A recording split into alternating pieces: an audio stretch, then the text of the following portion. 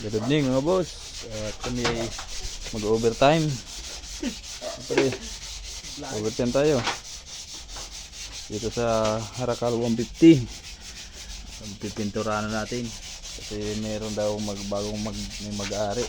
Kasi yung tig-mine niya na yan. Nakita nyo naman ang gagawin namin dito. Restore. So, shout out pre. Yung gibuhon tangon yan. Ito ang gagawin namin ngayon. Palit ng preno, palit ng oil seal, ayos ng ilaw, preno, yun ang ayusin.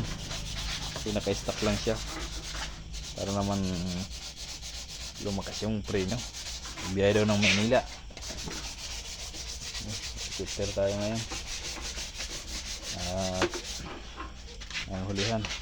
Ito natin ang hulihan kung anong klaseng hulihan yan. Ayan. Okay. Bali ilalagay tayo ng tail light bulb, yung pang exist to. Kasi high inlay ito eh. Tatlong wire pare. Tatlong wire. Yun.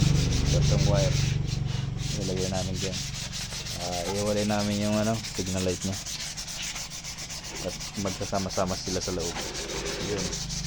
Palit ng battery para di na lang, starter na lang, lalagay ng fuse.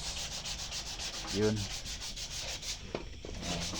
Sa ulihan sa rear tire, kapalit tayo ng gulong kung malayo ang biyahe.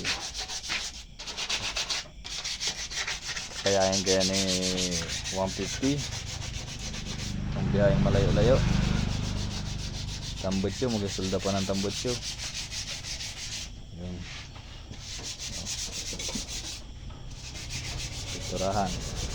Mga kahala, mga pairings. Tura. Upuan. Ang lagi pa. Babarasin na lang yung upuan.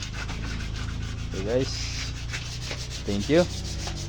At napakita ko lang kung anong mangyayari pagkatapos. Salamat mga boss.